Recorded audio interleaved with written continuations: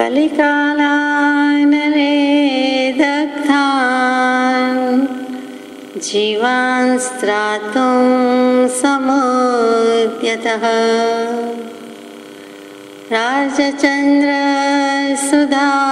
सिन्धुर्नमस्तस्मै स्मराम्यहम्। नमो दुर्वाररागादि वैरिवारनिवारिणे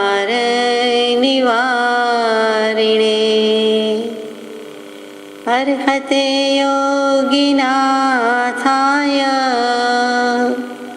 महावीराय तायिने।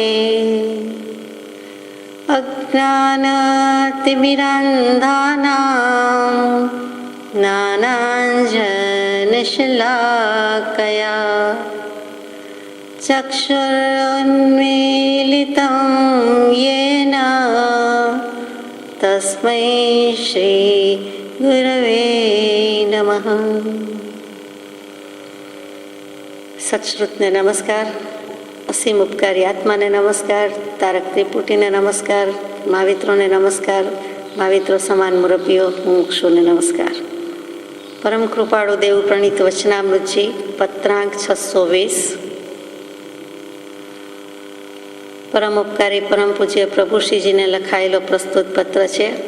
મુંબઈ, અષાઢ વદ અમાસ, વિક્રમ સંવત 1951, તારીખ 22/7/1895. જન્મથી જેને મતિશ્રુત અને અવધિએ 3 જ્ઞાન હતા અને આત્મ ઉપયોગી એવી વૈરાગ્ય દશા હતી, અલ્પકાળમાં ભોગકર્મ ક્ષીણ કરી સંયમને ગ્રહણ કરતા મનઃપર્યોગ નામનું જ્ઞાન પામ્યા હતા એવા શ્રીમદ મહાવીર સ્વામી તે છતાં પણ 12 વર્ષ અને 6.5 માસ સુધી મૌનપણે વિચર્યા. આ પ્રકારનું તેમનું પ્રવર્તન તે ઉપદેશ માર્ગ પ્રવર્તાવતા કોઈ પણ જીવે અત્યંતપણે વિચારી પ્રવર્તવા યોગ્ય છે એવી અખંડ શિક્ષા પ્રતિબોધે છે. તેમજ શ્રી જીન જેવાએ જે પ્રતિબંધની નિવૃત્તિ માટે પ્રયત્ન કર્યું છે તે પ્રતિબંધમાં અજાગૃત રહેવા યોગ્ય કોઈ જીવ ન હોય એમ જણાવ્યું છે તથા અનંત આત્માર્થનો તે પ્રવર્તનથી પ્રકાશ કર્યો છે.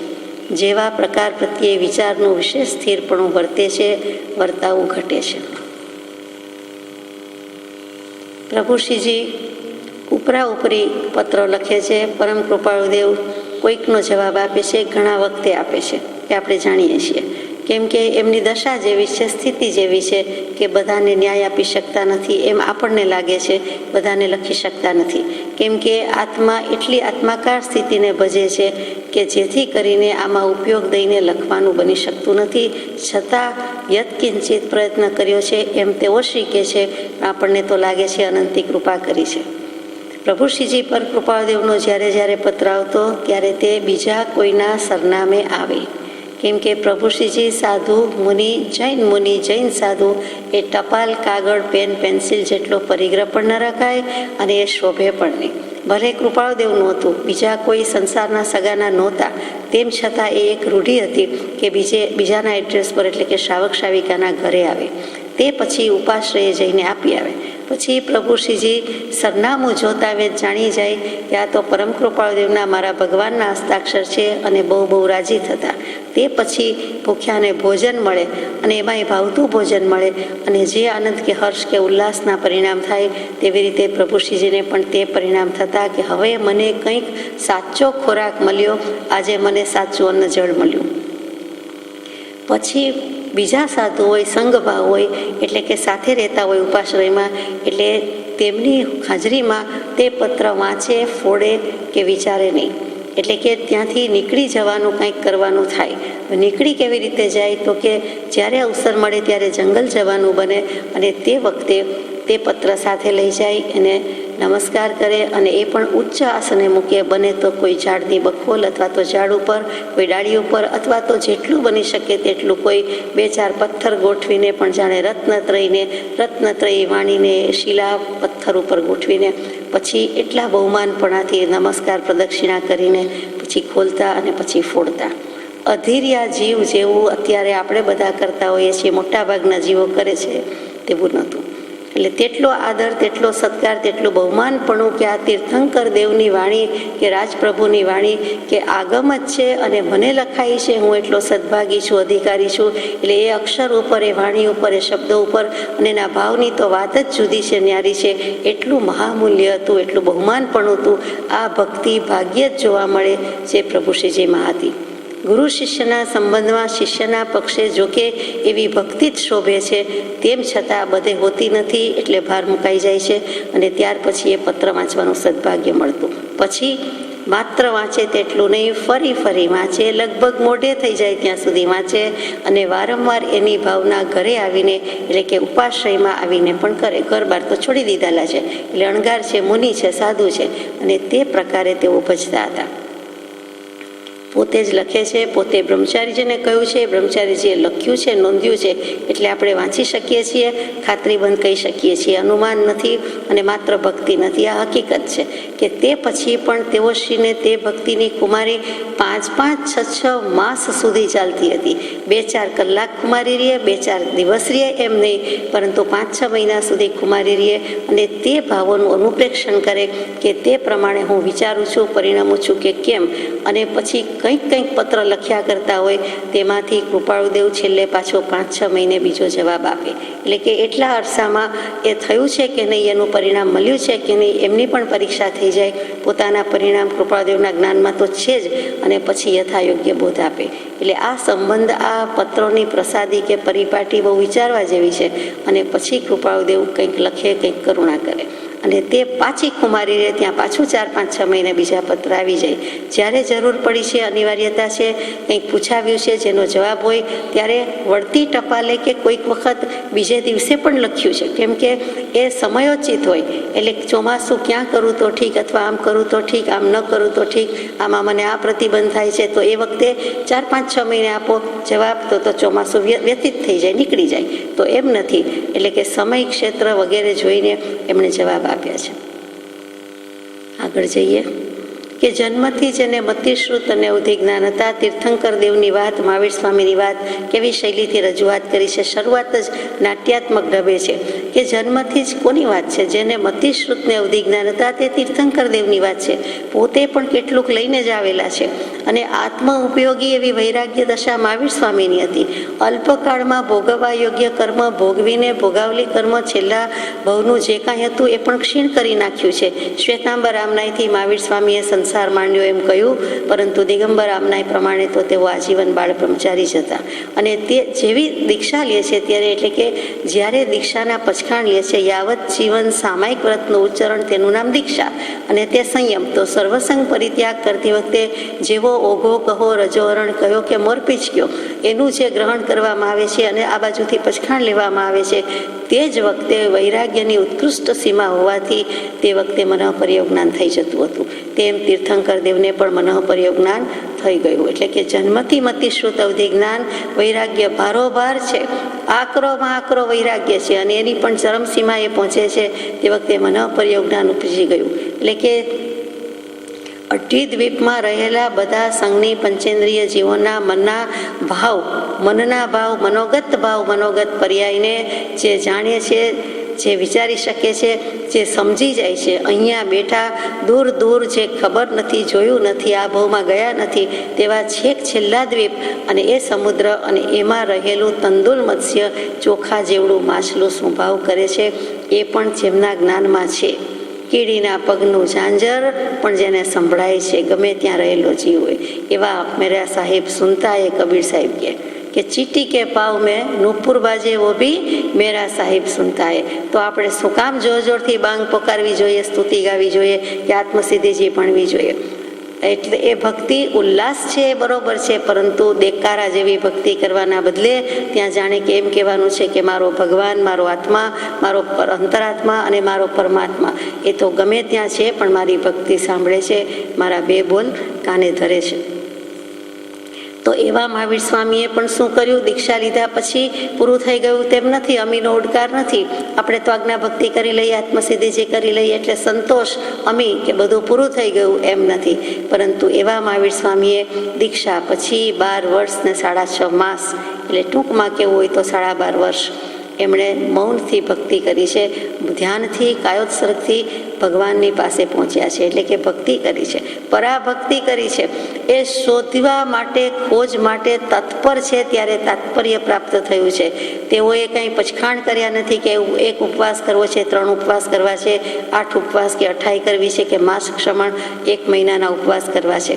પરંતુ આત્મધ્યાન અને આત્મજ્ઞાનમાં એવા લીન, એવા મશગુલ કે કોઈ બાહ્ય ભાવ, દેહ ભાવ, લૌકિક ભાવની પડી જ નથી, તમા જ નથી. અને સહેજે સ્વાભાવિક રીતે કેટલા બધા વર્ષમાં માત્ર 49 દિવસ જ જમ્યા છે. એટલે કે ઉપવાસ ને ઉપવાસ જ છે. ઉપ અને વાસ આત્માની સમીપે જ રહ્યા છે, તેનું નામ ઉપવાસ. અહીંયા તો લૌકિક રૂઢિથી અપવાસ બોલે છે, એટલે કે આત્માના વાસમાં રહેવાની બદલે એનાથી દૂર જતા રહીએ છે. માન અપમાન એમ તેમ અપવાસ. અપવાસ સાચો શબ્દ નથી, પણ ઉપવાસ છે. તો એ અર્થમાં મહાવીર સ્વામી તપશ્ચરણમાં લીન છે, એટલે જીવને બાહ્ય ત્યાગને તપ પ્રત્યે લક્ષાય છે. ખરેખર તે અંતરંગ તપમાં હતા, સ્વાધ્યાય અને ધ્યાનમાં લીન હતા, મશગુલ હતા, એ ભૂલવા જેવું નથી. તો આ પ્રકારનું તેમનું પ્રવર્તન તે ઉપદેશ માર્ગ પ્રવર્તાવતા કોઈ પણ જીવે અત્યંતપણે વિચારવું જોઈએ કે તો પછી આપણે ઉપદેશ દેવાને લાયક નથી, બોધ દેવાને લાયક નથી. આપણે પોતાનો સ્વાધ્યાય કરવાની છૂટ છે, બાકી આવી રીતે કોઈને ઉપદેશ કરવો કે આ વાંચવું ને આ ન વાંચવું, આમ કરવું ને આમ ન કરવું, એવું કરવાને લાયક નથી. તીર્થંકર દેવ જે કોટીના પુરુષ પણ આવો વિચાર કરે છે, એ આપણે વિચારવા જેવું છે, એમ અહીંયા પત્રમાં લખ્યું છે. અને તે 12.5 વર્ષની તપશ્ચર્યાના અંતે શું લાદ્યું તો કેવલ જ્ઞાન. તો તે વખતે વિચારે છે કે જીવની એવી કઈ મૂળભૂત ભૂલ રહી ગઈ છે, કઈ બીજભૂત ભૂલ રહી ગઈ છે કે જે ભૂલના ટળવાથી સર્વ ભૂલ ટળે છે, જે ભૂલના મટવાથી સર્વ ભૂલ મટે છે. અને એમ શોધી કાઢ્યું કે જીવ ઉપયોગ ચૂકી જાય છે એ સર્વ ભૂલની મૂળભૂત અને બીજભૂત ભૂલ છે. એ આટલી તપશ્ચર્યા પછી શોધ્યું છે. કેવલ જ્ઞાન એમનેમ થયું નથી, એમનેમ કોઈને થતું નથી. આવી રહેલા ઉપસર્ગો અને પરિસોહ સહન કરતા કરતા સમભાવની પરિણતિ છેક સુધી ટકાવી અને કેવલ જ્ઞાન કર્યું છે, કેવલ જ્ઞાન મેળવ્યું છે. તો એવી અખંડ શિક્ષા પ્રતિબોધે છે.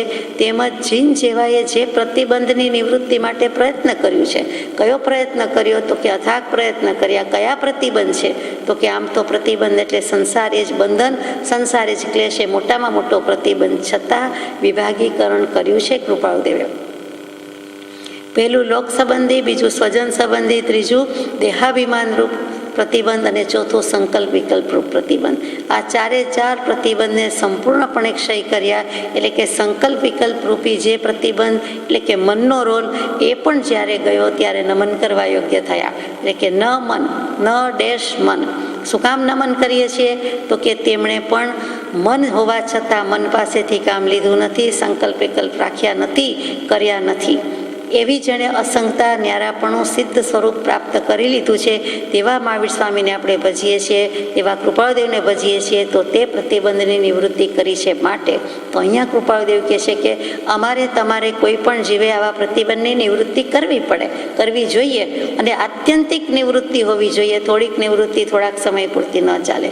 અત્યંત ક્ષય, ફરી એ બેઠું થાય જ નહીં, જાગે જ નહીં તેવું. જાણે કે છેલ્લો ભાવ, છેલ્લો પ્રતિબંધ, છેલ્લી નિવૃત્તિ, છેલ્લા કદમ સુધી નિવૃત્તિ, છેલ્લા બિંદુ સુધીની નિવૃત્તિ. તે આત્યંતિક નિવૃત્તિ, સનાતન શાશ્વત નિરંતર કાર્ય તેવી નિવૃત્તિ, એટલે કે મોક્ષમાં જવાય તેવી નિવૃત્તિ. અને પ્રતિબંધ શું તો કે સંસાર જ પ્રતિબંધ. તો સંસાર શું તો કે રાગ વિના સંસાર નથી અને સંસાર વિના રાગ નથી. એટલે રાગની નિવૃત્તિ, સર્વ પ્રકારના રાગની નિવૃત્તિ માટે પ્રયત્ન કર્યું છે. અને તેવા પ્રતિબંધમાં અજાગૃત રહેવા યોગ્ય કોઈ જીવ ન હોય એમ જણાવ્યું છે. જેને જવું છે, જેને છૂટવું છે, એ તો જાગતો જ જીવ હોય. અને તે આવા પ્રતિબંધમાં અજાગૃત ન રહે. અને જ્યાં અજાગૃત થાય એવું લાગે છે ત્યાં જ ચોંકી જાય છે કે અરે આમે શું વિચાર કર્યો, કેમ સંકલ્પ વિકલ્પ આવ્યો, કેમ ભાવ થયો, હું શું કરવા આવ્યો છું અને શું કરી રહ્યો છું, તે વિચારવા યોગ્ય છે. જે મહાકામ માટે તું જન્મ્યો છે, કૃપાળુદેવની શરૂઆતના પત્રોમાં નોંધ છે, એનું તું અનુપ્રેક્ષણ કરે. મહાકામ શું છે? મોક્ષનું ભગીરથ કામ, સમાધિ. સર્વકાળ સુધીની શાશ્વત સમાધિ માટે પરમ ગુરુની પરમ સમાધિ કહીએ છીએ, તે પરમ સમાધિ બીજું કાંઈ નથી, નિર્વાણ અને મોક્ષ. એ માટે તું જન્મ્યો છે. તું અનુપ્રેક્ષણ કર, તે તું કરે છે કે કેમ, અથવા તો તેના માટે પ્રયત્ન છે કે કેમ. અને અનંત આત્માર્થનો તે પ્રવર્તનથી પ્રકાશ કર્યો છે. મહાવીર સ્વામીએ તેમ કર્યું, કૃપાળુદેવે પણ તેમ જ કર્યું. જેવા પ્રકાર પ્રત્યે વિચારનું વિશેષ સ્થિરપણું વર્તે છે, વર્તાવું ઘટે છે. વિચારની સ્થિરતાની વાત ચાલે છે. સમ્યક દર્શન, સમ્યક જ્ઞાન, પછી સમ્યક ચારિત્ર એટલે આત્મસ્થિરતા.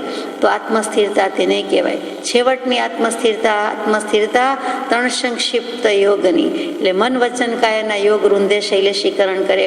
13મા 14મા ગુણસ્થાનકની વાત તેવી આત્મસ્થિરતા માટે અત્યારે શરૂઆતમાં પણ આત્માની સ્થિરતા જોઈએ.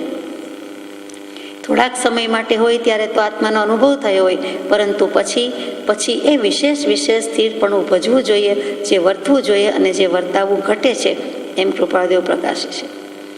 જે પ્રકારનો પૂર્વ પ્રારબ્ધ ભોગવ્ય નિવૃત્ત થવા યોગ્ય છે, તે પ્રકારનું પ્રારબ્ધ ઉદાસીનપણે વેધવું ઘટે, જેથી તે પ્રકાર પ્રત્યે પ્રવર્તતા જે કંઈ પ્રસંગ પ્રાપ્ત થાય છે તે પ્રસંગમાં જાગ્રત ઉપયોગ ન હોય તો જીવને સમાધિ વિરાધના થતા વાર ન લાગે.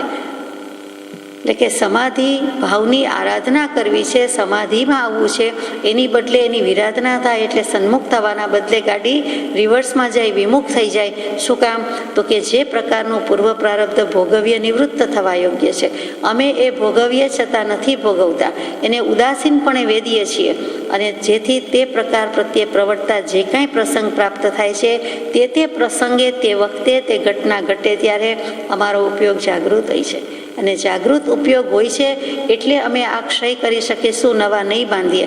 નહીં તો તે વખતે ઉપયોગની જાગૃતિ ન હોય, ઉપયોગાંતર પામે એટલે કે બીજા ઉપયોગમાં પામી જાય, પરિવર્તન થઈ જાય, તો સમાધિ ભાવ વિચલિત થઈ જાય, વિરાધના થઈ જાય, આરાધનાની બદલે વિરાધના થાય, એટલે કે દોષ થાય, આલોચના થાય. તો તે માટે એ ન થાય તેટલા માટે સર્વસંગ ભાવને મૂળપણે વિચારી પરિણામી કરી ભોગવ્યા વિના ન છૂટી શકે તેવા પ્રસંગ પ્રત્યે પ્રવૃત્તિ થવા દેવી ઘટે. ભોગવવું તો પડશે. છેલ્લા ભાવનું છેલ્લું છે તે ભોગાવલી કર્મ હોય કે બીજું કર્મ હોય એ ભોગવી રહ્યા છીએ, પણ સર્વસંગ ભાવને એટલે કે આસક્તિ ભાવને, સર્વ રાગાદિક ભાવને, રાગાદિક બુદ્ધિને મૂળપણે વિચારી એમાં આત્મબુદ્ધિ રાખી છે કે હું આત્મા છું, હું અસંગ છું. એ બધો સંગ છે, રાગને, સંગને, ઉપાધિને, ઉદયને પોતે એનાથી ભિન્ન જુએ છે. એટલે કે ભિન્ન અવલોકવાની દૃષ્ટિ સાધ્ય કરી છે, સાબિત કરી છે. એટલે જુદા જોઈ શકે છે. ઉદય ભિન્ન છે, હું ભિન્ન છું. સંકલ્પ વિકલ્પ જુદા, તે મારા નહીં અને હું એનો જોનારો જાણનારો જુદો. એનાથી અખંડ રીતે ન્યારો ને ન્યારો, હું અળગો છું એ મને લાગે નહીં, એમાં મને કોઈ લગાવ નથી. તો તે પ્રસંગ પ્રત્યે તેવી રીતે પ્રવૃત્તિ થવા દેવી જોઈએ. અને તો પણ જે રીતે એટલે કે તે પ્રકાર કરતાં સર્વાંશ અસંગતા જન્મે તે પ્રકારે ભજવો ઘટે.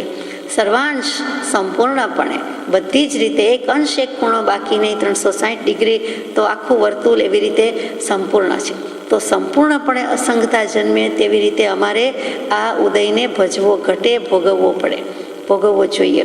નહીં તો જળ ભરતજીની જેમ રાગ આસક્તિ બુદ્ધિ થઈ ગઈ અને ફરીથી પરિભ્રમણ શરૂ થયું. કેટલાક ભવ વધી ગયા, હરણના સંગમાં એમને ભવ વૃદ્ધિ થઈ ગઈ. તો એવા સંગભાવ પોષાય નહીં. પ્રભુ શ્રીજીને લખાય છે જેમણે બધું છોડ્યું છે એ વિચારણીય છે. તો કે શિષ્ય બુદ્ધિ ન થઈ જાય, કોઈ પ્રત્યે આ શિષ્ય છે અને વધારે શિષ્ય કરું, બીજા બે વધારું, અથવા જે છે તેને હું ગુરુ અને તે શિષ્ય એવી બુદ્ધિ ન થઈ જાય. એટલે કૃપાળુદેવે કેટલું સતર્ક રીતે, સજગ રીતે જગવ્યા છે એ પણ વિચાર કરતા કરી મૂકે છે. શું ગુરુ અને શું શિષ્ય કેવા ટપલા મારીને ઘડ્યા છે એ આપણને વિચાર કરતા કરી મૂકે છે.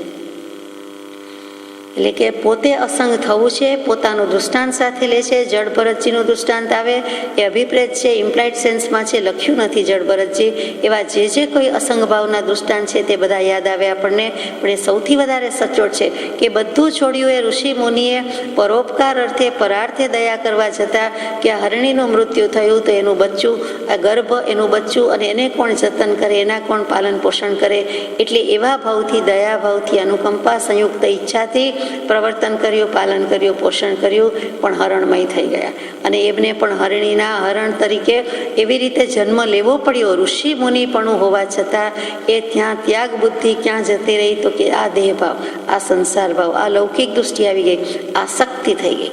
જેમ કેટલાકને ગલુડિયામાંથી, કેટલાકને સસલાના બચ્ચામાંથી, એમ કોઈકને અત્યારે આપણે જોઈએ છીએ કે એટલી બધી આસક્તિ પ્રીતિ વધી જાય છે કે તે મય થઈને વર્તે છે, તો તે પ્રતિબંધ થાય છે.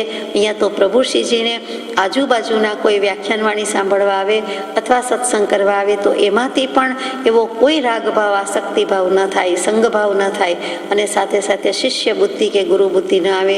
એટલે સર્વ સંગભાવને મૂળપણે આત્માપણે પરિણામી કરી ભોગવ્યા વિના ન છૂટી શકે તેવા પ્રસંગ પ્રત્યે પ્રવૃત્તિ કરવી પડે તો કરવી એ પોતાની વાત છે, પરંતુ તે કરતાં કરતાં પણ સંપૂર્ણપણે અસંગતા જન્મે એવું જ આપણું વર્તન પ્રવર્તન હોવું જોઈએ.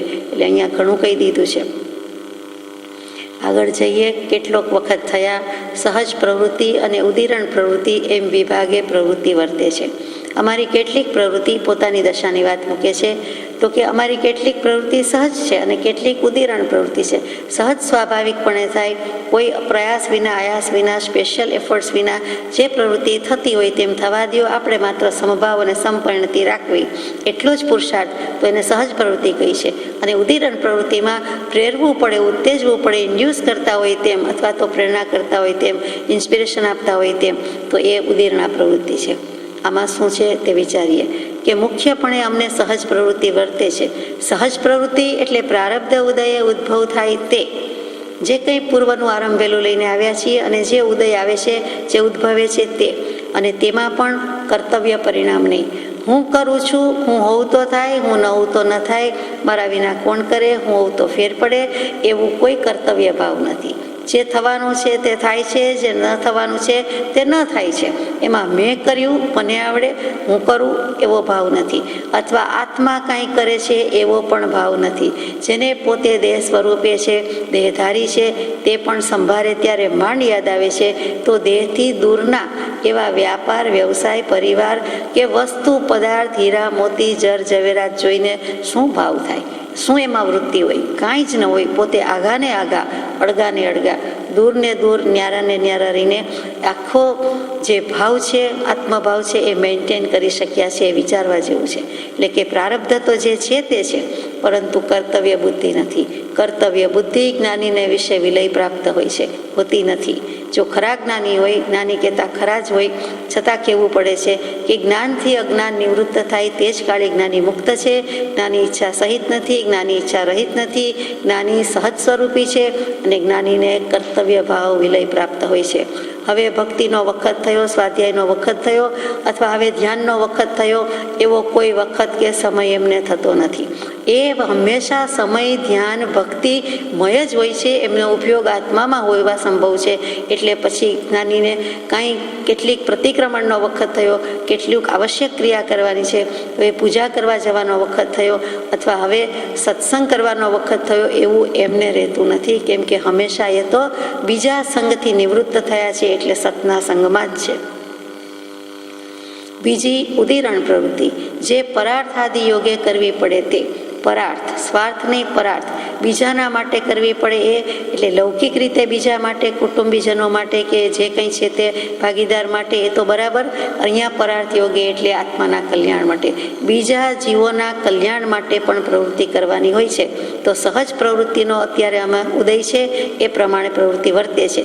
બીજી જે ઉદીરણ પ્રવૃત્તિ છે કે બીજાને પ્રોત્સાહન, પ્રેરણા કે ઉત્તેજના કરીએ કે તમે આત્માનું કરી લ્યો, એવું બધું પરાર્થ આદિ યોગે કરવી પડે છે. તેમાં પ્રતિબંધ થાય છે તેમ જણાવ્યું છે. હાલ બીજી પ્રવૃત્તિ થવામાં આત્મા સંક્ષેપ થાય છે. અમે સંકોચી લીધું છે, અમને સંકોચ થાય છે, સંક્ષેપ થાય છે, ક્ષોભ થાય છે. એટલે પરિણામ ક્ષુભિત થતા નથી, પરંતુ એ અમે પ્રવૃત્તિ સંકોચી છે. કેમ કે અપૂર્વ એવા સમાધિ યોગને તે કારણથી પણ પ્રતિબંધ થાય છે. આવા કારણથી અમને પ્રતિબંધ થાય છે કે સત્સંગી મુમુક્ષુ બીજા બધા જ જોકે છૂટવાના કામી છે, તરવાના કામી છે, તો પણ અમને એટલો પ્રતિબંધ થાય છે. શેમાં થાય છે? અપૂર્વ એવો સમાધિ યોગ છે. મોક્ષે જવાનો અપૂર્વ અવસર મળ્યો છે. એક સમયનું મૂલ્ય, મહાત્મ્ય સમજાયું છે. તે વખતે બીજા કારણથી પણ અમને પ્રતિબંધ થાય છે. રાગ થતો નથી, પણ અમારો સમય થોડો જતો રહે છે. ઉપયોગ એમાં થોડો ઉપયોગાંતર પામે. એમ સાંભળ્યું હતું તથા જાણ્યું હતું, અને હાલ તેવું સ્પષ્ટ અર્થે વેદ્યું છે.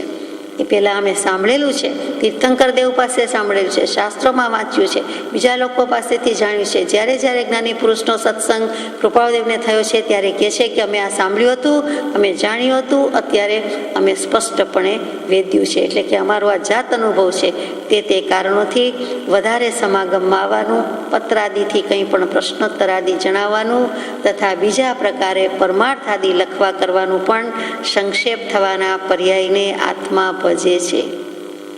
એટલે કે પત્ર વગેરેથી લખાઈ શકાતું નથી, સમાગમમાં આવવાનું બની શકતું નથી, અને બીજી કોઈ પણ રીતે લખવા કરવાનું પણ સંક્ષેપ થઈ ગયું છે. સંક્ષેપ થવાના પર્યાયને એટલે કે સંક્ષિપ્ત કરી નાખ્યું છે, ટૂંકમાં કરી નાખ્યું છે. પર્યાય અમારું પરિણમન, અમારો આ ફેરફાર, અમારી અવસ્થા, અમારી હાલત, અમારી દશા. પર્યાય કહેતા અહીંયા બધું જ બેસે છે કે અત્યારે અમારું પરિણમનને આ રીતે આત્મા ભજે છે. અમે ભજીએ છીએ, કરીએ છીએ એમ તો આવે જ નહીં, પર્યાયને આત્મા ભજે છે. એટલે જે લખ્યું છે એ પણ કેટલી અસંગતાથી ભરપૂર લખાણ છે. અસંગ દશામાં સ્થિત છે, અસંગતામાં વળી કલમ પકડી છે, અને કલમનો સંગ હોવા છતાં જાણે કે પાનું પોતાનું નહીં, કલમ પોતાની નહીં, દેહ પોતાનો નહીં, લખાણ પોતાનું ન હોય એમ અધ્ધર જેમ જ્ઞાની પુરુષ વિચારતા હોય એમ અધ્ધર રહીને, અસંગ રહીને ન્યારાપણું મેન્ટેન કરીને લખ્યું છે. વિચારવા જેવી વાત છે. એવા પર્યાયને ભજ્યા વિના અપૂર્વ સમાધિને હાનિ સંભવતી હતી. જો હું આ પ્રમાણે ન કરું, જે અમે પહેલાં કદી કર્યું નથી પણ અત્યારે આવું પરિણામ રાખું છું, જો ન કરું તો મારો સમાધિ ભાવ કે મારી આત્માની સ્વસ્થતા દુભાતી હતી, એને અસર પહોંચતી હતી, એને હાનિ પહોંચતી હતી, હાનિ સંભવતી હતી. થઈ નથી ગઈ પણ એને નુકસાન થાય તેવો સંભવ લાગ્યો, તેવું કારણ લાગ્યું, તેવી શક્યતા લાગી. તેમ છતાં પણ થવા યોગ્ય એવી સંક્ષેપ પ્રવૃત્તિ થઈ નથી. છતાં મારે ધારવું હતું એટલો હું ટૂંકાણમાં કરી શક્યો નથી. મારે જેટલો સંકોચ પામી જવો હતો, પ્રવૃત્તિ સંકોચી લેવી હતી, સંક્ષેપી લેવી હતી, એટલી થઈ નથી. હજુ લખું છું, બોલું છું, સમાગમ કરું છું, આવું છું, મળવાની વાત છે, એટલે હજુ જોઈએ તેવી એકાંત કે અસંગતામાં હું ગયો નથી. અત્રેથી શ્રાવણ સુદ પાંચમ છઠના નીકળવાનું થવા સંભવ છે, પણ અહીંથી જતી વખતે સમાગમનો યોગ થઈ શકવા યોગ્ય નથી. હવે સ્પષ્ટતઃ ખુલ્લમ ખુલ્લું સૌભાગભાઈને કહી દીધું કે અહીંથી જતી વખતે તો સમાગમ થઈ શકે તેમ નથી, એટલે સાયલા વગેરે કંઈ થવાનું નથી. અને અમારા જવાના પ્રસંગ વિશે હાલ તમારે બીજા કોઈ પ્રત્યે પણ જણાવવાનું વિશેષ કારણ નથી. કોઈને જરાય જણાવવાની જરૂર નથી. રેડિયો બ્રોડકાસ્ટ થવાની જરૂર નથી, પણ 5 મુમુક્ષુને કહેવાની જરૂર નથી. કેમ કે જતી વખતે સમાગમ નહીં કરવા સંબંધમાં કંઈ તેમને સંશય પ્રાપ્ત થવાનો સંભવ થાય. જે ન થાય તો સારું, એ જ વિનંતી. બીજાના જીવના શું પરિણામ થશે એનો ખ્યાલ કરીને કેવું સૌભાગભાઈને લખી દીધું કે તમને કદાચ કંઈ સંશય, સંકલ્પ, વિકલ્પ નહીં થાય, પરંતુ બીજાને જેને તમે કહેવાના છો એને કંઈક સંશય પડે, શંકા પડે કે જુઓ બોમ્બેથી સીધા જ વવાણિયા પહોંચી ગયા, આપણને સ્ટેશને આવવાની પણ ના પાડી, સત્સંગ સમાગમની પણ ના પાડી, દર્શનની પણ ના પાડી, કેમ એમ, અથવા આવું કેમ કર્યું, અથવા આપણને કેમ લાભ ના આપ્યો, આ વખતે કેમ આમ કર્યું, એવા કંઈક વિકલ્પ કરવાની આપણને ટેવ જ છે. તો એ થઈ જાય, એ ન થઈ જાય એટલે કહે છે કે તમારે આ કોઈને કાંઈ કહેવાની જરૂર નથી, એ જ વિનંતી. અહીંયા પત્ર પૂરો થાય છે. ટૂંકમાં પ્રતિબંધ બહુ મોટી ચીજ છે અને એનો ત્યાગ કરવાનો છે, અને તે પ્રતિબંધની નિવૃત્તિ માટે લખાયેલો પત્ર, એમાંય પ્રભુશ્રીજીને પ્રસાદી પાઠવી છે. હવે પૂજ્ય શ્રી અંબાલાલભાઈનો પત્ર શરૂ થાય છે. પત્રાંક 621, મુંબઈ, અષાઢ વદ અમાસ, સોમ, વિક્રમ સંવત 1951, તારીખ 22/7/1895. બંનેની તિથિ તારીખ એક જ છે. તમને તથા બીજા કોઈ સત્સમાગમની નિષ્ઠાવાળા ભાઈઓને અમારા સમાગમ વિશે જિજ્ઞાસા રહે છે તે પ્રકાર જાણ્યામાં રહે છે, પણ તે વિશેનો અમુક કારણો પ્રત્યે વિચાર કરતા પ્રવૃત્તિ થતી નથી. જે કારણો જણાવતા પણ ચિત્ત સંક્ષેપ થાય છે. તમને અને બીજા જે કોઈ સત્સમાગમની નિષ્ઠાવાળા એટલે કે ખંભાતનો મુમુક્ષુ વૃંદ એ ટોળાને લખે છે કે તમને જિજ્ઞાસા રહે છે તે અમારા જાણ્યામાં છે, અમારા જ્ઞાનમાં છે, અમને ખબર છે, અમને વિદિત જ છે કે તમારા ભાવ છે, પરંતુ કેટલાક કારણોને લીધે તે પ્રવૃત્તિ થઈ શકે તેવું નથી, સંકોચ પામે છે. એ કારણ જણાવતા પણ ચિત્ત સંક્ષેપ થાય છે. મને જણાવવું પણ બહુ ગમતું નથી, મન પાછું પડે છે. જો કે કંઈ પણ તે વિશે સ્પષ્ટાર્થથી લખવાનું બન્યું હોય તો પત્ર તથા સમાગમ આદિની રાહ જોયા કરાવ્યાનું અને તેમાં અનિશ્ચિતપણું થતું હોવાથી કંઈ ક્લેશ પ્રાપ્ત થવા દેવાનું જે અમારા પ્રત્યેથી થાય છે તે થવાનો સંભવ ઓછો થાય, પણ તે વિશે સ્પષ્ટાર્થથી લખતા પણ ચિત્ત ઉપશમ પામ્યા કરે છે. એટલે સહજે જે કાંઈ થાય તે થવા દેવું તેમ યોગ્ય ભાસે છે. તમને કારણ નથી લખ્યા અને અમારું પણ હાલક ડોલક થતું હોય, કેટલાક સંયોગ ઉપર ડિપેન્ડ થતું હોય, અથવા અમારા આત્માના પરિણામ એ રીતે વિચાર કરવાને પ્રવૃત્તિશીલ ન હોય, એટલે તમને રાહ જોવડાવી છે, પત્ર રૂપે પણ રાહ જોવડાવી છે કે હમણાં નક્કી નથી થતું પણ હું પછી પત્ર લખીશ. એમ કર્યા પછી પણ અનિશ્ચિતતા અને પ્રતીક્ષા બંને મેં કરાવ્યું છે. એ અમારા પ્રત્યેથી જે કંઈ થાય છે તેથી તમને ક્લેશ પણ થાય. ક્લેશ એટલે કજિયો ઝઘડો મોટો ન થાય, પરંતુ ક્લેશના પ્રકાર છે તે અવિદ્યા, અસ્મિતા, રાગ, દ્વેષ અને અભિનિવેશ. તરત જ સેજ દ્વેષ બુદ્ધિ જેવું થઈ જાય કે કેમ લખતા નથી, કેમ કહેતા નથી, અથવા તો કહે તો સારું, અથવા આપણે તો રાહ જોઈને અડધા ગુજરી ગયા, થાકી ગયા, તો એમાં અંશે ક્લેશ છે, અંશે દ્વેષ બુદ્ધિ આવી ગઈ. અને જો કહે તો સારું એવું બધું થાય તો એમાં પણ આપણને તે પુરુષ પ્રત્યેનો રાગ છે. એટલે કે બંને રીતે મેં તમને પરિણામ ઉપજાવ્યા છે, એમાં ક્લેશ છે, એટલે અહીંયા દ્વેષ જેવા ભાવ કરાવ્યા હોય તો એ પણ ઠીક નથી. એટલે પોતાને જાણે ખેદ છે, પશ્ચાતાપ છે, ક્ષમાપના માગતા હોય એવી રીતે કહી દીધું કે મને એ લાગે છે કે એવો ક્લેશ મેં તમને ઉપજાવ્યો હશે, અમારા પ્રત્યેથી આવું થાય છે, તે ન થાય એટલે હું સ્પષ્ટતાપૂર્વક લખી દઉં એમ પણ થાય છે, પરંતુ સ્પષ્ટતા લખવામાં પણ મારું ચિત્ત શાંત છે, ઉપશમ પામ્યું છે. મનમાં વિચાર આવે છે કે ફોન કરવો છે, લખવું છે, પણ થઈ શકતું નથી, એટલે કે ઉપશમ પામ્યા જેવું કર્યું છે. એટલે સહેજે કંઈ થાય તે થવા દેવું યોગ્ય ભાસે છે. સ્વાભાવિક રીતે જે કંઈ થતું હોય તે થવા દેવું, એટલે કે વિચાર બધા કર્યા, ભાવ બધા આવ્યા છે, હું સમજી શકું છું તમને કેવું થતું હશે, પરંતુ અમે તો સ્વાભાવિક ક્રમમાં છોડી દીધું છે, પોતે સહજ જ છે. તો જે થાય છે તે થાય છે, થયું તો થયું, ન થયું તો ન થયું. વવાણિયાથી વળતી વખત ઘણું કરી સમાગમનો યોગ થશે. ઘણું કરી ચિત્તમાં એમ રહ્યા કરે છે કે હાલ વધારે સમાગમ પણ કરી શકવા યોગ્ય દશા નથી.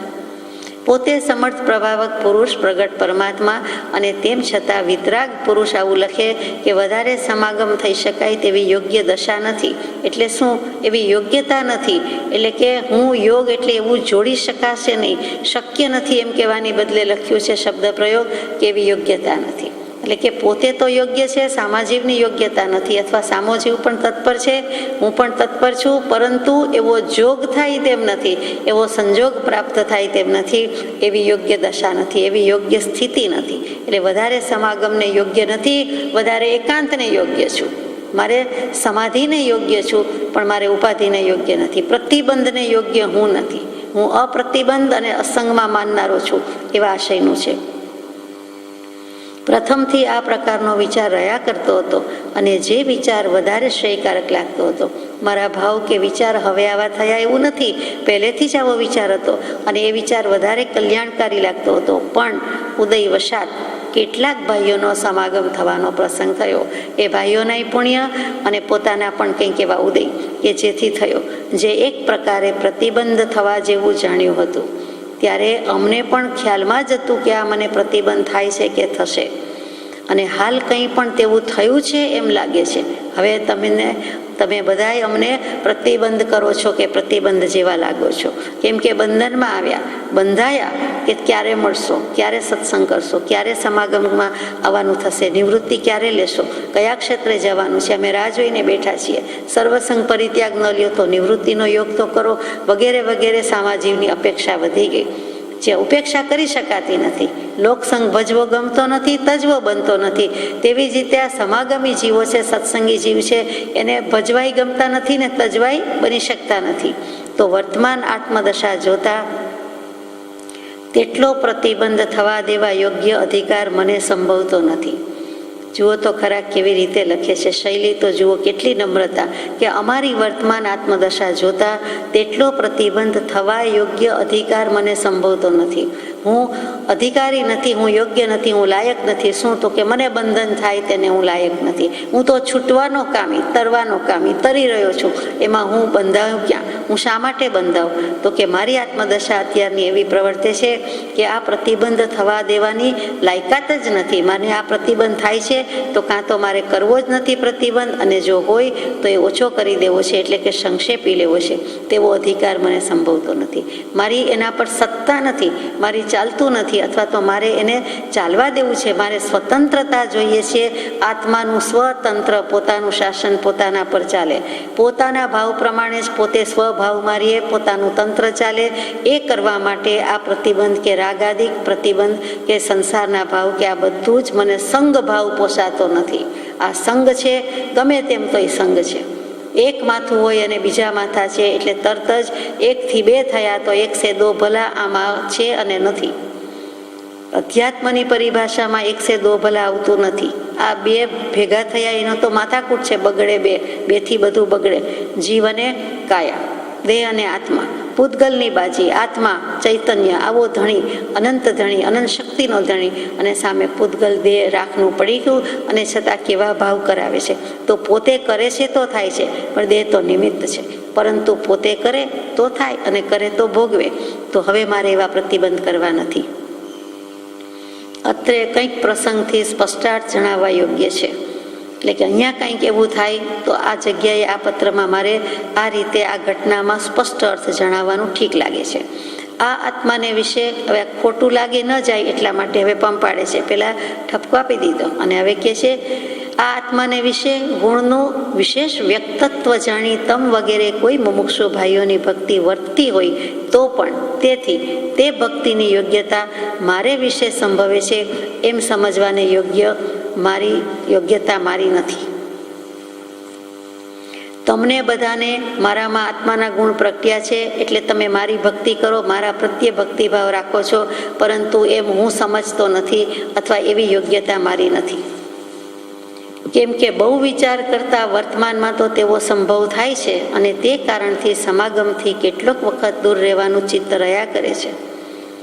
કારણ આપે છે કે બહુ વિચાર કરતા વર્તમાનમાં તો તેવો સંભવ થાય છે, એટલે કે અમારી યોગ્યતા તો છે, નથી એવું નથી, તેમ છતાં તે કારણથી સમાગમથી કેટલોક વખત દૂર રહેવાનું ચિત્ત રહે છે કે આવું ન થઈ જાય, અમારા પ્રત્યે જ તમારો ભક્તિભાવ સંપૂર્ણપણે ન ઢોળાઈ જાય એટલા માટે અમારે તમારાથી થોડો વખત દૂર રહેવું છે એમ ચિત્ત થાય છે, મન થાય છે.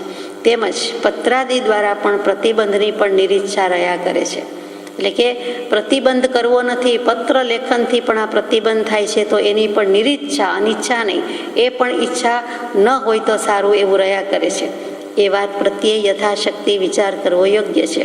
તમે આ વાત પ્રત્યે હવે યથાશક્તિ વિચાર કરજો. પ્રશ્ન સમાધાન આદિ લખવાનો ઉદય પણ અલ્પ વર્તતો હોવાથી પ્રવૃત્તિ થઈ શકતી નથી.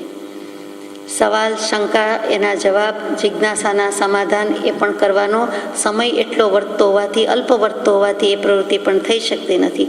તેમજ વ્યાપાર રૂપ ઉદયને વેધવામાં લક્ષ્ય વિશેષ રાખ્યાથી પણ તેનો આ કાળમાં ઘણો ભાર ઓછો થઈ શકે એમ વિચારથી પણ બીજા પ્રકાર તેની સાથે આવતા જાણીને પણ સંક્ષેપે પ્રવર્તાય છે.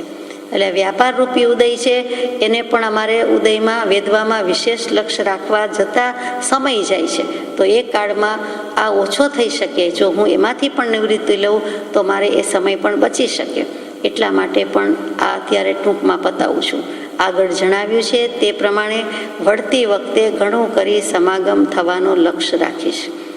તેમ છતાં સાવ ઘસરકો પાડી દીધો નથી. વવાણિયા જઈ આવવું બોમ્બેથી, અને વવાણિયાથી બોમ્બે જતા એટલે વળતા, ત્યારે પછી સત્સમાગમ થશે.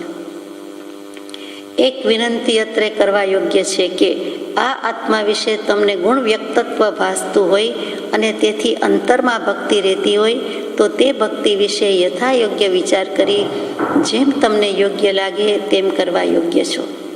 હવે પછી ખોટું ન લાગી જાય કે અંતઃકરણ દુભાઈ ન જાય, એટલે પાછું કહ્યું છે કે તમને જો એવો વિશ્વાસ, શ્રદ્ધા, પ્રતીતિ છે કે આ આત્મામાં કૃપાળદેવમાં જો ગુણ વ્યક્તત્વ ભાસતું હોય કે એમને આત્મગુણ પ્રગટ્યા છે, જ્ઞાની છે, પરમાત્મા છે, અને તમારા અંતરમાં ભક્તિ રહેતી હોય તો, એટલે કે મનથી માનો જ છો, મનોમન રાખો તો વાંધો નથી, બહાર છલકાઈ જવાનું નથી. તો અંતરમાં ભક્તિ રહેતી હોય તો તેના વિશે યથાયોગ્ય વિચાર કરજો, અને ત્યાર પછી જેમ તમને યોગ્ય લાગે તેમ કરવા કરવા માટે છૂટ છે. એટલે કે તમને અમારા પ્રત્યે ભાવ રહેતો હોય તો રાખજો, રાખવાની છૂટ છે, પણ અંતરમાં ભક્તિ રહેતી હોય તો. પણ બહાર આ આત્મા સંબંધી હાલ કંઈ પ્રસંગ ચર્ચિત થવા દેવા યોગ્ય નથી. બહાર કોઈને કહેવાની જરૂર નથી. આ પ્રસંગથી કૂથલી થશે, નિંદા થશે, ટીકા થશે, ચર્ચા થશે, વાદ વિવાદનું કારણ બનશે. માટે તમારે અમારી દશા સંબંધી, અમારા જ્ઞાન સંબંધી, અમારા સંબંધી કાંઈ જ કહેવા જેવું નથી. કેમ કે અવિરતિ રૂપ ઉદય હોવાથી ગુણ વ્યક્તત્વ હોય તો પણ લોકોને ભાષ્યમાન થવું કઠણ પડે. અમારો ઉદય અવિરતિ રૂપ છે. અમે ગૃહાશ્રમી છીએ, હજુ વ્યવસાય વ્યાપારમાં બેઠા છીએ. એટલે કે વ્રતધારી કોઈ ગણશે નહીં, પંચ મહાવ્રતધારી સાધુ ગણશે નહીં. ભાવથી મુનિ હોય, ભાવથી સિદ્ધ હોય, પણ દ્રવ્યથી, સ્થૂળ દૃષ્ટિએ, વેશથી નથી લાગતું. એટલે અવિરતિ રૂપ ઉદય હોવાથી ગુણ વ્યક્તત્વ હોય તો પણ લોકોને ભાષ્યમાન થવું કઠણ પડે. એટલે કે અમે એવા નથી, અમારી દશા તો નિર્ગ્રંથ જ છે, વિતરાગની જ દશા છે, પરંતુ લોકો માનવા તૈયાર નથી. લોકોને સમજાશે નહીં, લોકોને દેખાવું કઠણ પડે. એટલે કે 560માં પત્રમાં હતું એ જ વાત આવી કે આત્મભાવે પરિણામ પામવાને વિશે જે દશા જ્ઞાનીને જોઈએ છે તે દશા આ વ્યાપાર વ્યવહારથી મુમુક્ષુઓને દેખાતી નથી. મુમુક્ષુ જીવને દેખાતી નથી. પોતાની છે તો ખરી, પણ સામાને દેખાતું નથી. આપણે તો બરાબર જ બોલીએ છીએ, સામાને સંભળાતું નથી. આપણે તો બરાબર જ જોઈએ છીએ, પણ સામાને બરાબર દેખાતું નથી. એમ કહી દીધું છે. એટલે એમાં ઘણું કહી દીધું કે અમારી દશા તો જેમ છે તેમ છે, સારી જ છે, યોગ્ય જ છે, નિર્ગ્રંથ વિતરાગની દશા છે. પરંતુ જીવોને, સામા જીવોને બાહ્ય ભાવ, બાહ્ય દૃષ્ટિ, લૌકિક ભાવ હોવાથી દેખી શકાતી નથી, પડોળાવી ગયા છે. અને તેથી વિરાધના થવાનો કંઈ પણ હેતુ થાય તેમજ પૂર્વ મહાપુરુષના અનુક્રમનું ખંડન કરવા જેવું પ્રવર્તન આ આત્માથી કંઈ પણ થયું ગણાય. એટલે કે એક તો તમે આ રીતે વર્તો તો વિરાધના થશે. કેમ કે વિરાધનાનું કારણ મળે છે કે જ્ઞાની હોવા છતાં અજ્ઞાની કહી દેશે, ઓળખી શકતા નથી. માટે તો એ બિચારા સન્મુખ થવાના બદલે વિમુખ થઈ જશે. એવી જ રીતે પૂર્વ મહાપુરુષના પૂર્વે જે કોઈ આચાર્ય, ભગવાન, તીર્થંકર દેવ જે થઈ ગયા જ્ઞાની પુરુષ, તેના અનુક્રમનું એટલે તેના માર્ગનું ખંડન કરવા જેવું વર્તન આ આત્માથી કંઈ પણ થયું ગણાય. મારા નિમિત્તે થયું, મેં લખ્યું તો થયું, મેં કહ્યું તો થયું, અથવા તમે બોલ્યા તો થયું, તો આપણા સંબંધથી થયું, આપણા એકબીજાના નિમિત્ત નૈમિત્તિક સંબંધથી થયું, એ ઠીક નહીં. 465માં પત્રમાં આ જ વાત મૂકી કે આ ઉપાધિ જોગથી બોધના વિશેષ પરિણામને અવકાશ થાય છે. એટલે કે વિશેષ પરિણામનો અનવકાશ થાય છે. એટલે કે જે અવકાશ થવો જોઈએ, જે એને સ્થાન મળવું જોઈએ, એ મળતું નથી. ઉપાધિ યોગથી અમે તો બોધ સ્વરૂપ જ છીએ, પરંતુ બોધના વિશેષ પરિણામનો આગળ જે વિશેષ પરિણામ થવું જોઈએ, સ્પેશિયલ, ખાસ, ઉત્તરોત્તર વધીને કેવલ જ્ઞાન થઈ જવું જોઈએ, તેને અનવકાશ થાય છે. તથાપિ આત્મા ઉપાર્જિત કર્મની સ્થિતિને સમપરિણામે અદીનપણે, અવ્યાકુળપણે વેદવી એ જ જ્ઞાની પુરુષનો માર્ગ છે અને તે જ ભજવો છે એમ સ્મૃતિ થઈ આવતા સ્થિરતા રહેતી આવી છે. પૂર્વે મહાવીર સ્વામી આમ કહેતા હતા, એમ સ્મૃતિમાં આવી ગયું, અથવા કોઈ પણ તીર્થંકર દેવનું યાદ આવી ગયું, અને તેમ જ વેદવું જોઈએ. સમપરિણતિથી વેદવું એ વિતરાગનો માર્ગ છે, વિતરાગનો બોધ છે. અમારો પણ સૌભાગભાઈને કે પ્રભુશ્રીજીને એ જ બોધ છે એમ ઘણીવાર પત્રમાં આવે છે. અહીંયા પણ એ જ આવ્યું. તો કે પૂર્વ મહાપુરુષ, પૂર્વ આચાર્યો, પૂર્વ થયેલાના જ્ઞાનીઓના માર્ગનું ખંડન થાય. મહાજનો યેન ગત સહપંથા, જે રસ્તે ગયા છે, મહાપુરુષો જે રસ્તે ગયા છે તે મોટો પંથ છે, મોક્ષનો પંથ છે. આપણે પણ તેમને જ અનુસરવાનું છે. આ પત્ર પર યથાશક્તિ વિચાર કરશો અને તમારા સમાગમવાસી જે કોઈ મુમુક્ષુ ભાઈઓ હોય તેમને હાલ નહીં, પ્રસંગે એટલે જે વખતે તેમને ઉપકારક થઈ શકે તેવું સંભવતું હોય ત્યારે આ વાત પ્રત્યે લક્ષિત કરશો. એ જ વિનંતી. પ્રભુશ્રીજીને ઘણું કહી દીધું કે તમે આ પત્ર ઉપર યથાશક્તિ વિચાર કરશો. પછી અંબાલાલભાઈને લખ્યું છે. અને ત્યાર પછી સમાગમમાં જે કોઈ મુમુક્ષુ ભાઈઓ હોય, એટલે કે ખંભાતના, તેમને અત્યારે નહીં, હાલ નહીં તો ખબર પડી જાય, હમણાં નહીં, પરંતુ પ્રસંગે જ્યારે ચાન્સ મળે ત્યારે તેમને ઉપકારક થાય, તેમને સંભવતું હોય તેવી રીતે આ વાત પ્રત્યે લક્ષિત કરશો. જવાબદારી આવી ગઈ અંબાલાલભાઈના શિરે. તે જ વિનંતી કે આટલું કરવા યોગ્ય છે. અહીંયા પત્ર પૂરો થાય છે. પત્રાંક 622 પૂજ્ય ત્રિભુવનભાઈ ખંભાતવાસી, જેમને હમણાં 2-3 પત્રો લખાયા છે, તેમને લખાયા હોય તેવું લાગે છે, કેમ કે તેમ લખીને પ્રશ્નાર્થ ચિહ્ન મૂકેલું છે. એટલે આપણે 100% કહી શકીએ નહીં, પરંતુ બધી રીતે જોતા તેમની વાત લાગે છે. અનંતાનુબંધીનો બીજો પ્રકાર લખ્યો છે, તે વિશે વિશેષાર્થ નીચે લખ્યાથી જાણશો. આ પણ તે જ મિતિ તિથિ તારીખે લખાયો છે. મુંબઈ, અષાઢ વદ અમાસ, વિક્રમ સંવત 1951, તારીખ 22/7/1895. અનંતાનુબંધીનો બીજો પ્રકાર એટલે કે 613મા પત્રમાં અનંતાનુબંધીનો એક પ્રકાર કે એક સ્વરૂપ આવી ગયું. આપણે યથાશક્તિ વિચારણા થઈ ચૂકી છે. હવે બીજો પ્રકાર શું છે તો તે વિશે વિશેષ અર્થ નીચે લખ્યાથી જાણશો. થોડુંક કહ્યું છે, પણ આ પત્રમાં વિશેષ કહ્યું છે. ઉદયથી અથવા ઉદાસ ભાવ સંયુક્ત મંદ પરિણત બુદ્ધિથી ભોગાદિને વિશે પ્રવૃત્તિ થાય ત્યાં સુધીમાં જ્ઞાનીની આજ્ઞા પર પગ મૂકીને પ્રવૃત્તિ થઈ ન સંભવે. પણ જ્યાં ભોગાદિને વિશે તીવ્ર તન્મયપણે પ્રવૃત્તિ થાય ત્યાં જ્ઞાનીની આજ્ઞાની કંઈ અંકુશતા સંભવી શકે નહીં. નિર્ભયપણે ભોગ પ્રવૃત્તિ સંભવે જે નિર્ધ્વંસ પરિણામ કયા છે, અને તેવા પરિણામ વર્તે ત્યાં પણ અનંતાનુબંધી સંભવે છે. અનંતાનુબંધી કશાયની વ્યાખ્યા શાસ્ત્રોમાં મુકાઈ નથી કે આપણા સુધી આવી શકે નથી. કૃપાળુદેવની મહતી અનંતી કૃપા કે અનંતાનુબંધીનું સ્વરૂપ સમજાવ્યું, લખ્યું તો આપણને એટલીસ્ટ લક્ષમાં આવે કે વિચાર કરતા કરી મૂકે તે છે. એ મોટો ઉપકાર છે એમનો. ફરીથી પત્ર લઈએ કે ઉદયથી અથવા ઉદાસ ભાવ સંયુક્ત મંદ પરિણત બુદ્ધિથી કોઈક એવો ઉદય આવી જાય, તીવ્ર ઉદય આવી જાય, એટલે અથવા તો ઉદાસ ભાવ સાથે, એટલે કે ઉદય કરતાં પણ પોતાનો ઉદાસ ભાવ છે, તીવ્ર પરિણામ નથી, પરાણે અનાસક્તિ યોગે, અનાસક્તિ છે, કરવું પડે, આ તો અપ્રીતિ છે, સંસાર ખારો ભજ છે, તેમ છતાં આ સંસારી છે અથવા તો આવા સંબંધે જોડાયા છીએ તો મનમાં પૂરેપૂરી ઉદાસીનતા છે, આત્મા ઉદાસ ભાવમાં જ રહે છે. અને મંદ પરિણત બુદ્ધિથી એક નિરસપણે કે વિરસપણે અથવા તો નહીં જેવા રસથી અત્યંત મંદ રીતે ભોગને વિશે પ્રવૃત્તિ થાય તો જ્ઞાનીની આજ્ઞા ઉપર પ્રવૃત્તિ ઉપર પગ મૂક્યો ન કહેવાય, તો જ્ઞાનીની આજ્ઞા તોડી ન કહેવાય. પણ જ્યાં ભોગાદિને વિશે તીવ્ર તન્મયપણે પરિણામ થતા હોય, એટલી તન્મયતા, એટલી રાગાદિક ભાવોની અત્યંત આસક્તિ વર્તી હોય તો જ્ઞાનીની આજ્ઞા ઉપર પગ મૂકી દીધો કહેવાય. જ્ઞાનીની આજ્ઞાનું કંઈ ત્યાં ચાલતું નથી, કંટ્રોલ નથી, અંકુશ નથી, નિયમન નથી, નિયમ તોડી નાખ્યા જેવું છે. અને નિર્ભયપણે ભોગ પ્રવૃત્તિ સંભવે તો ત્યાં નિર્ધ્વંસ પરિણામ કયા છે, અત્યંત આત્મઘાતી પરિણામ કયા છે, હિંસક પરિણામ કયા છે. પોતે પોતાના આત્માના ગુણોનું ધનોત બનોત કાઢી નાખ્યું, ડટ્ટણ પટ્ટણ કરી નાખ્યું એમ કહેવાય. પોતે જ પોતાનું બગાડ્યું. મેં જ બગાડ્યું મારું, તજી યાદ આપની, મેં જ બગાડ્યું મારું, એવી વાત છે. તો કે એ નિર્ધ્વંસ પરિણામ છે. અને તેવા પરિણામ જ્યારે વર્તે ત્યાં અનંતાનુબંધી સંભવે છે. તેમજ હું સમજું છું, મને બાદ નથી, એવા ને એવા બફમમાં રહે અને ભોગથી નિવૃત્તિ ઘટે છે. અને વળી કંઈ પણ પુરુષત્વ એટલે કે પુરુષાર્થ થઈ શકે તો થઈ શકવા યોગ્ય છતાં પણ મિથ્યા જ્ઞાનથી જ્ઞાન દશા માની ભોગાદિકમાં પ્રવર્તના કરે ત્યાં પણ અનંતાનુબંધી સંભવે છે.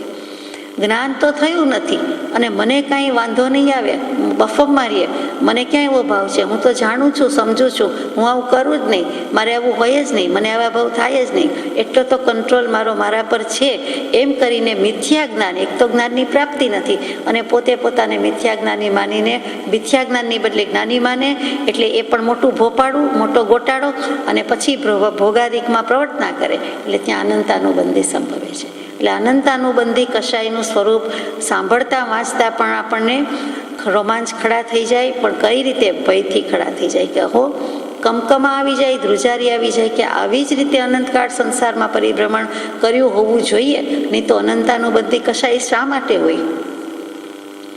આ વસ્તુ કોઈએ પૂછાવ્યું છે પરમ પૂજ્ય બ્રહ્મચારીજીને કે એવા નિર્ધ્વંસ પરિણામ કેમ કયા છે? તો એમના પ્રત્યુત્તરમાં પાઠવે છે કે જીવે જે પદાર્થનો ત્યાગ કે મર્યાદા કરી છે છતાં તેને ન છાજે ન શોભે તેવી રીતે તે જ વસ્તુમાં અત્યાગી જીવો જેવી આસક્તિ રાખે છે તેવી આસક્તિ પોતે રાખે છે અને માત્ર ત્યાગનું અભિમાન કરે છે, પણ વાસના કે વૃત્તિનું સ્વરૂપ સમજ્યો નથી. લયું સ્વરૂપન વૃત્તિનું ગ્રયું વ્રત અભિમાન, ગ્રહે નહીં પરમાર્થને લેવા લૌકિક માન.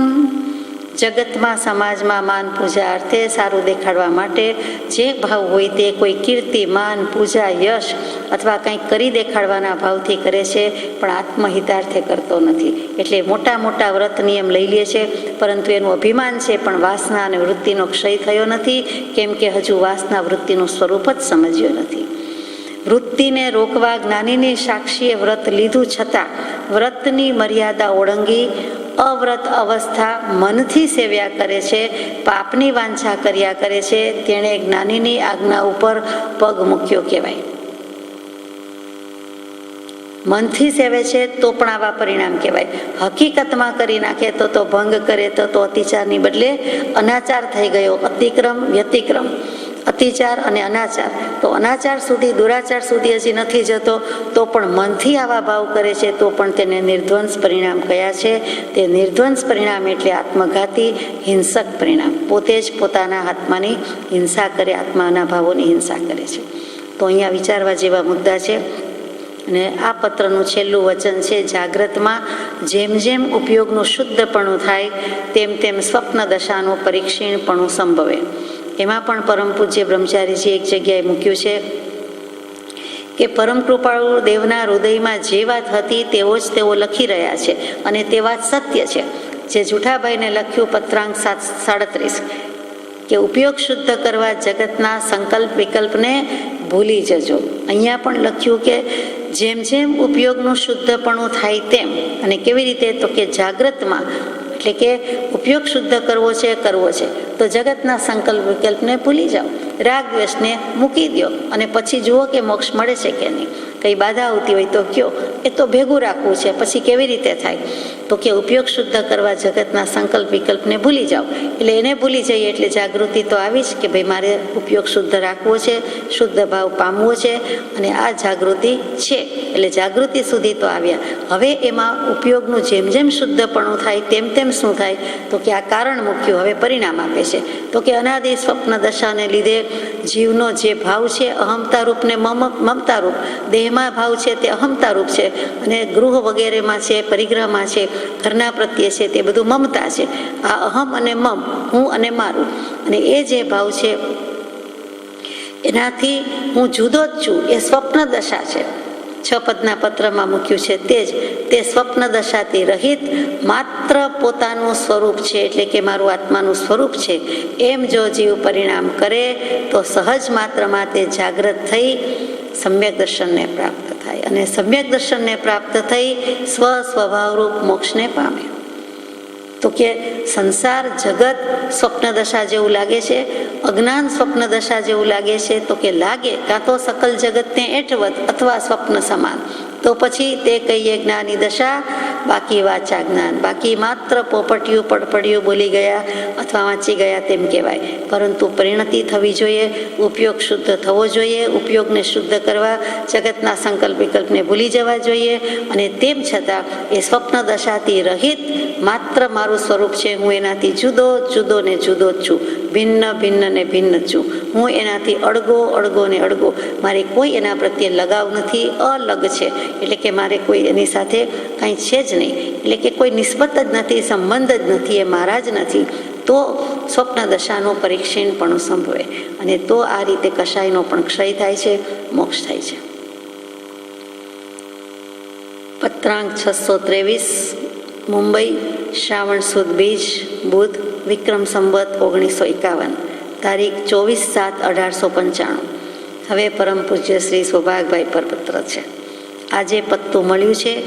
વવાણીએ જતા તથા ત્યાંથી વળતા સાયલે થઈ જવા વિશે વિશેષતાથી લખ્યું, તે વિશે શું લખવું? વવાણિયા જતી વખતે, એટલે કે મુંબઈથી વવાણિયા જતી વખતે તમે સાયલા થઈને જ જાઓ એવું વિશેષતાથી લખ્યું, તો હવે હું શું લખું? તમે પહેલાંય લખ્યું છે કે તમારી વિશેષ ચાહના છે. અમે પત્રનો જવાબ પણ 2-4 વાર આવ્યો છે કે બની શકે તેવું લાગતું નથી, તો હવે પાછું લખ્યું, ફરીથી લખ્યું, ખાસ લખ્યું, વિશેષ લખ્યું. તમે ભલે વધુ લખ્યું, વિશેષ લખ્યું, પણ મારે એના વિશે શું લખવું? તેનો વિચાર યથાસ્પષ્ટ નિશ્ચયમાં આવી શક્યો નથી. જોઈએ તેવું સ્પષ્ટતા હું કરી શકતો નથી. એનો કાંઈ નિશ્ચય નિર્ધાર ચોખ્ખો 100% કરી શક્યો નથી, આવી શક્યો નથી. તો પણ સ્પષ્ટ જે કંઈ આ પત્ર લખતી વખતે ઉપયોગમાં આવ્યું તે લખ્યું છે. એટલે કે તમને સ્પષ્ટ કે અસ્પષ્ટ લાગતું હશે, ચોખ્ખું નહીં લાગતું હોય, પરંતુ મને તો લાગે છે કે હું ચોખ્ખું ચણક લખું છું અને લખ્યું છે. જે ઉપયોગમાં આવ્યું છે તે લખ્યું છે, છતાં પત્ર આગળ લખે છે. આપના આજના પત્તામાં અમારા લખેલા જે પત્રની આપે પહોંચ લખી છે તે પત્ર પર વધારે વિચાર કરવો યોગ્ય હતો. અમે લખ્યું છે તેના ઉપર તમે યોગ્ય વિચાર કરતા નથી. એમનેમ જે ભાવ, ઈચ્છા, લાગણી છે તે લખી દો છો અને એમ લાગતું હતું કે આપ તેના પર વિચાર કરશો તો સાયલા આવવા સંબંધીમાં હાલ અમારી ઈચ્છા અનુસાર રાખશો. એટલે કે અત્યારે અમારે આવવાની ઈચ્છા, ભાવ કે અનુકૂળતા નથી, તો હવે તમારે સ્વીકારી લેવું જોઈએ, સમજી લેવું જોઈએ, પણ આગ્રહ કર્યા કરે છે. પણ આપના ચિત્તમાં એ વિચાર વિશેષ કરીને થવા પહેલાં આ પત્તું લખવાનું બન્યું છે. વળી આપના ચિત્તમાં જતી વખતે સમાગમની વિશેષ ઈચ્છા રહે છે, તો તે ઈચ્છાની ઉપેક્ષા કરવાને મારી યોગ્યતા નથી.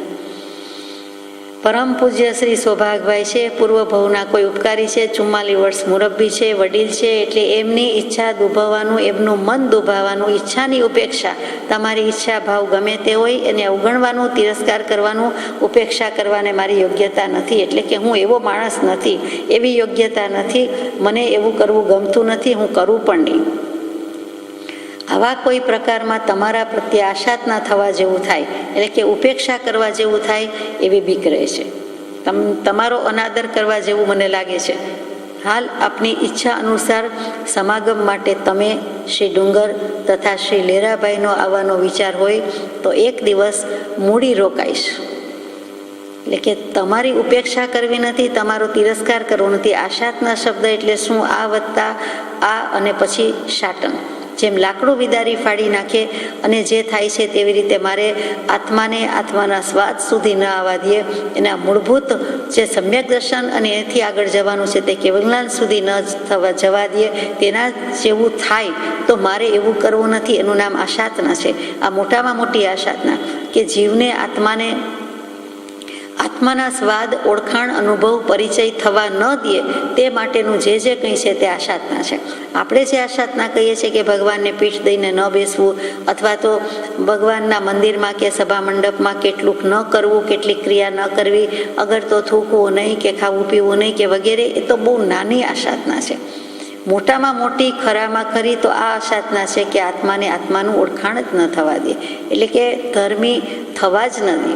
ધર્મ કરવા નીકળે, ધાર્મિક થાય, પણ મુમુક્ષુ જાણે કે મોક્ષે જ નહીં જઈ શકે, સમ્યક દર્શન નહીં લઈ શકે, તો કામનું શું છે? તો કે એવું થાય છે. હાલ આપની ઈચ્છા અનુસાર સમાગમ માટે તમે ડુંગરભાઈ એટલે ડુંગરસિંહભાઈ ગોસળિયા અને લેરાભાઈ આવવાનો વિચાર હોય તો એક દિવસ મૂડી રોકાઈશ.